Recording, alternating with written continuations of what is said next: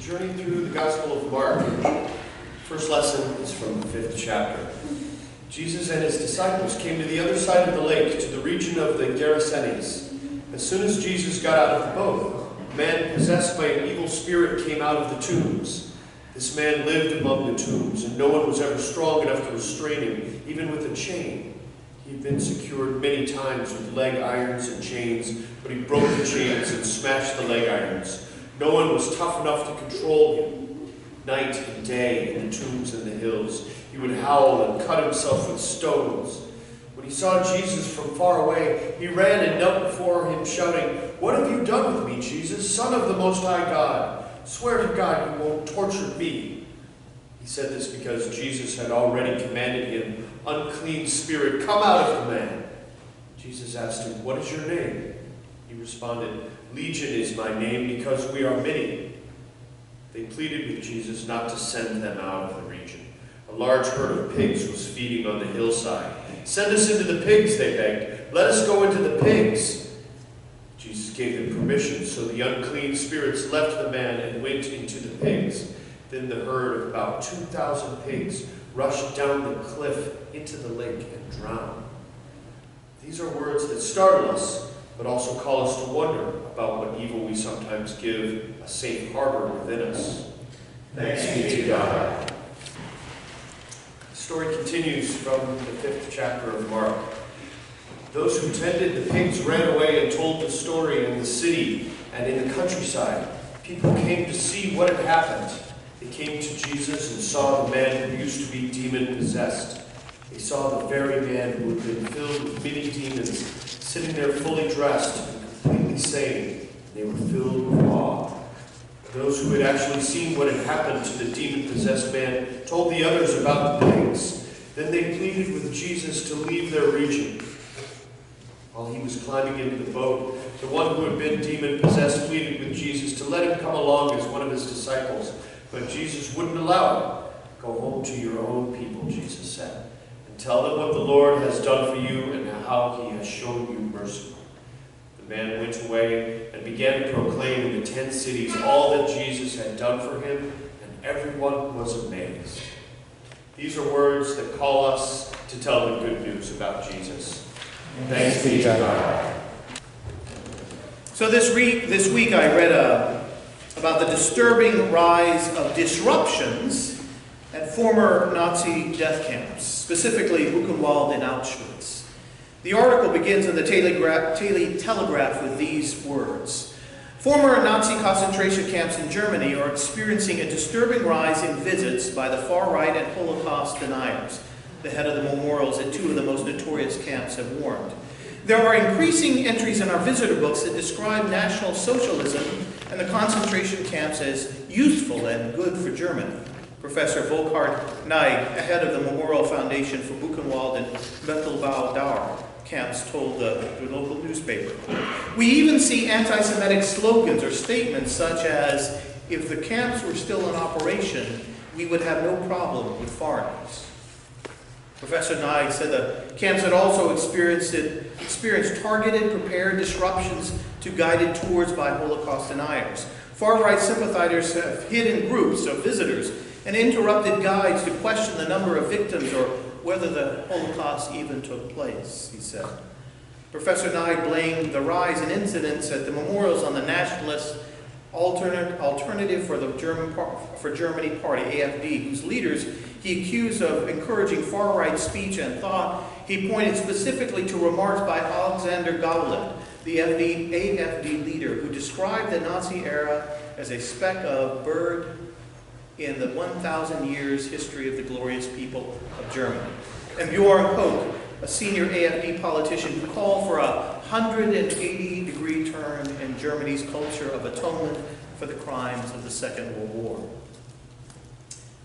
In reading this article, I was struck by our kind of human tendency to want to downplay the presence of evil in this world or its power, or to somehow not own what was done by us or by our nation in our name. It's certainly not exclusive trait of Holocaust deniers, the ones who want to dismiss or diminish the horrors of the largest mass murder spree in the history of the world, to deny such a reality as evil. Every country, every nation, every people, every group, every religion is wont to pretend or deny or dismiss its sins, its wreckage that it has wrought on others intentionally or not. I think we deny the Holocaust, or we deny evil that we do in order to preserve our sense of goodness of who we are, of our group, our nation, our religion, that we are indeed good people. And whatever evil we did was simply a small speck of mud in our glorious life of doing good as a nation, as a religion, as a group. We deny the evil within us and the evil beyond us as an act of sort of emotional self-preservation. But I also have to admit that I said what I just said with a lot of trepidation and some hesitation, because I do know how toxic such categories such as evil can be for some, for those who are raised by others with ideas that human beings were actually more darkness than light, more evil than good. To believe oneself as mostly evil, that is a harmful belief for most of us. To think of ourselves as mostly bearers of shadow and sin, rather than the truth that we both are indeed, we are both bearers of darkness and light. Some have even tried to interpret the theological belief in original sin with that baggage, this belief that doctrine is actually trying to say that people are just born bad. And in fact, the idea of the original sin, as interpreted by me, is simply this acknowledgement that though we are created as good, as God says in Genesis, there is still this incredible human capacity for evil. That we humans can commit mass genocide during our day jobs at Auschwitz and then go home at night to our house outside the camps, and there we will play with our children and tuck them into bed and love them as fiercely and tenderly as people that we have spent the daylight hours murdering. We are not just good, and we are not just evil. That, as Solzhenitsyn reminds us in our opening words this morning, we harbor both within us, and even at our most evil and hellish, there is still goodness in us. There is us kissing our children at night and turning off the lights to their room as the smell of burnt human flesh wafts through the house. But I should backtrack a bit here, because I do think there needs to be made a case for the reality of evil, something that I even struggle with naming aloud, to say that such a thing is evil. I and others have often used other words like wrong or immoral or unethical, rather than naming something as evil. It feels impolite to call some action evil, and then sometimes it's because it's been so used badly, the word evil, by some, and who will simply denigrate anyone whom they disagree with and anything they don't like as evil. That is always the temptation, isn't it? To just designate as evil those who we disagree with on topics in which there can be legitimate disagreements. My fear here is that we sometimes don't acknowledge an awful truth. That there is really such a thing as evil, that there are forces both within us and outside of us that are bent not on goodness, not on love, not on justice, but the very opposite of those truths. In our story today, Jesus crosses the lake into a non-Jewish, Gentile part of the region. And that, again, alone is indicative of what Jesus is always doing.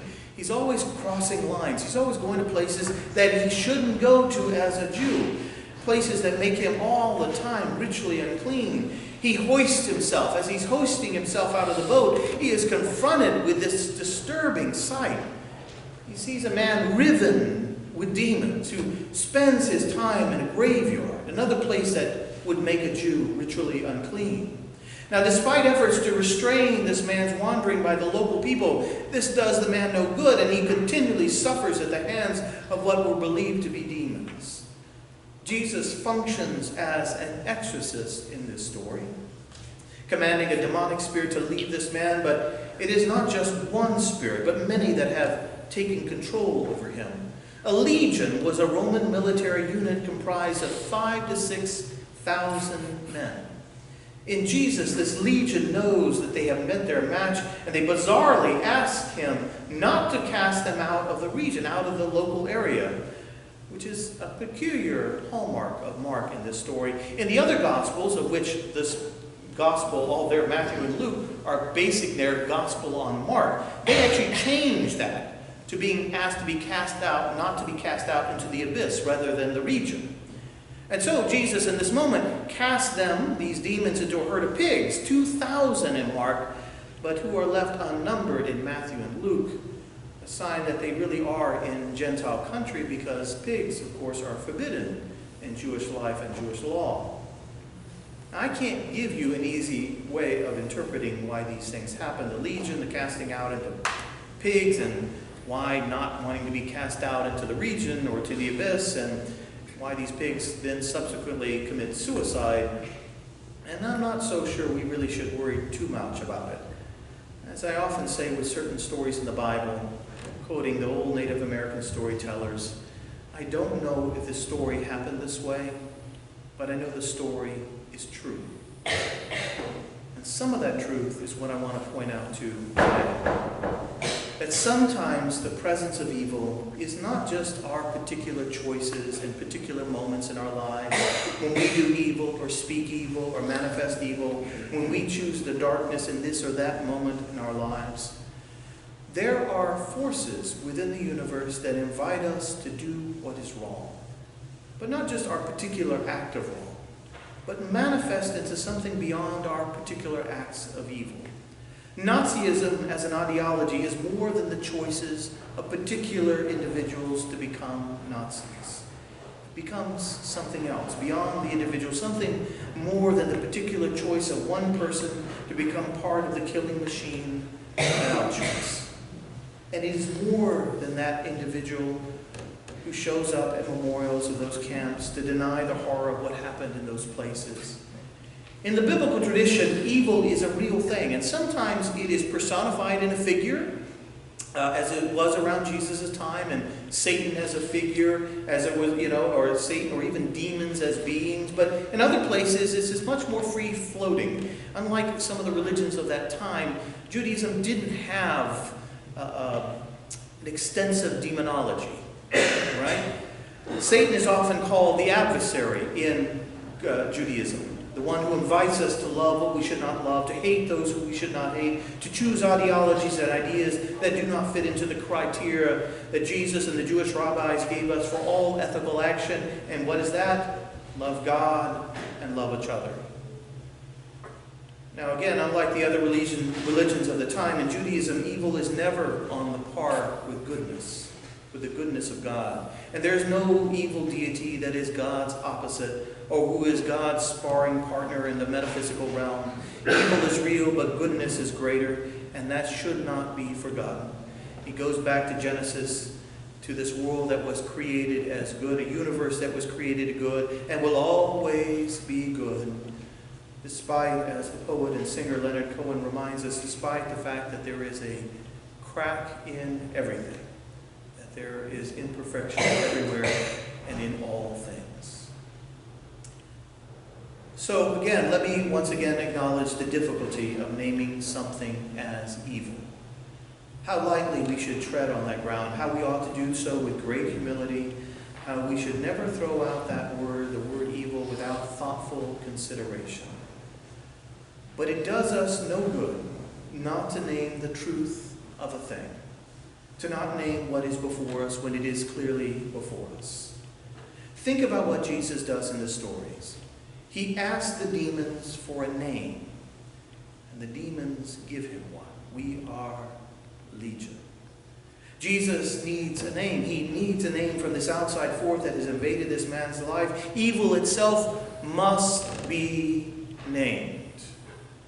We are legion, we are many, and the truth is that there are forces in this world beyond even the wise words of Harry Potter, the Harry Potter character, Sirius Black, that is printed in the front of your bulletin cover today.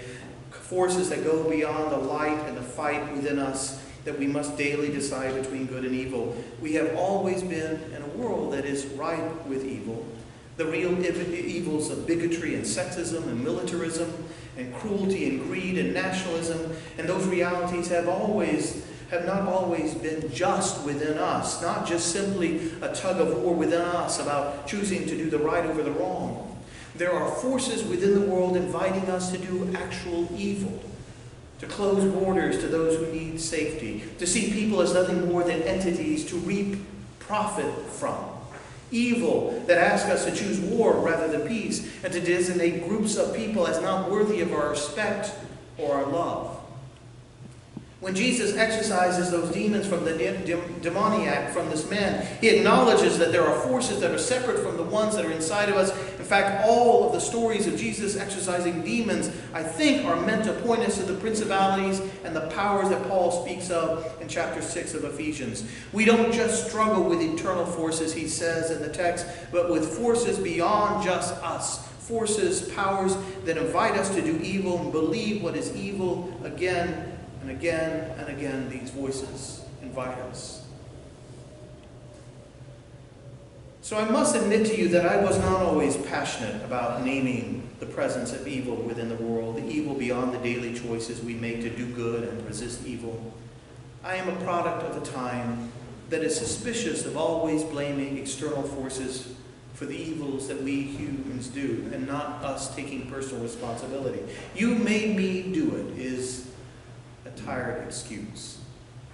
And yet, as the world has become overwhelmed with dark forces of racialized nationalism within this country and beyond our borders, as echoes of fierce racialized nationalism and fascism find fertile ground in us as a country, and in Hungary and Poland and Britain and Sri Lanka and India and Indonesia and other places, I find myself reminded that evil is not just something in our hearts, but something that really is at work in the world. It may be a battle we eventually have to fight in our own hearts, of course we do, to resist forces that call us to evil on a personal basis, but it's always bigger than just us. And to not name that reality, that demonic forces of greed go just beyond my choice not to be greedy, that the demonic spirit of bigotry goes beyond my choice not to be a bigot, is to do a disservice to the reality that really isn't just about our daily choices to be good and not evil, through such personal choices are always so important. And there is something else to this idea about evil being something of an external forces at moments. A demonic spirit, to speak metaphorically here. Something that helps us acknowledge, oddly enough, that people are not just the awful and evil things they do and believe. Right? That to resist evil is more than just a test of internal moral character. Evil can sweep over a time and a place, a moment in history, a moment in our lives, and that choice to resist is so hard, so difficult, that many, if not most of us, cannot always do that act of resistance. The answer that the fascists give us, that the problems of the world reside in the presence of those other people living among us, right? That the problems of income inequality have to do with people not working hard enough, of people not having good moral character, and that poverty is always a fault of the poor. Those answers, they're easy to accept, right? And sometimes so difficult to resist the demonic sort of logic of it all. You know, especially at times and moments in times when evil floods our reality. You know, Nazism made sense to most of the people of Germany, not all. Anti-Semitism is making sense to many at Hungary right now. All because the world around us have amped up the voices of evil, voices that speak not of loving God and loving people, but blaming the ills of our lives on others. When we realize that it is hard for us and for others to resist that tide of evil words and ideas, that perhaps we can be more merciful, more understanding, in that we realize that all of us can easily get swept up by evil. It is fine to feel morally superior to those guards at Auschwitz, but you were not there. You weren't there. We weren't there. Sometimes the battle within us to do good and resist evil, it's not a fair battle. Sometimes forces beyond us sway us more in one direction than the other, where evil seems good and good seems evil. Sometimes I've gotten swept in something evil, nothing on that scale, but something small.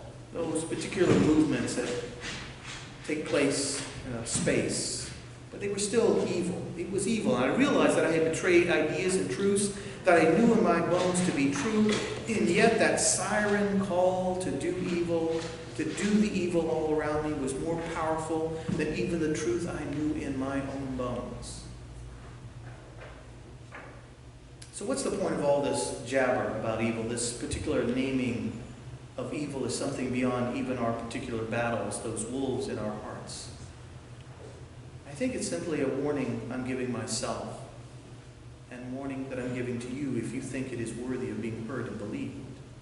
It is a warning that we and others can so easily fall into the crevasse of evil, and that whole cultures, whole churches, whole parties, whole religions and communities and companies and families can just easily slip into naming something good as evil and something evil as good, to quote the prophet Isaiah in chapter 5 of his writings. If the groundwork in a moment in time is laid, if a tide of evil overwhelms us, a person or a group, and we can so easily begin falling into naming something so clearly as evil as the Holocaust, naming it altogether something else. Heard in the words that we just heard of in that article, if the camps were still in operation, we would have no problems with foreigners. Evil is real. The evil within us at times, but also beyond us. Evil is a force that sways people and cultures into acts so demonic that some of us cannot imagine we humans could be capable of such things. We are much closer to falling prey to that evil than most of us could have ever imagined. And that is something that has come to me in many ways over the last couple of years.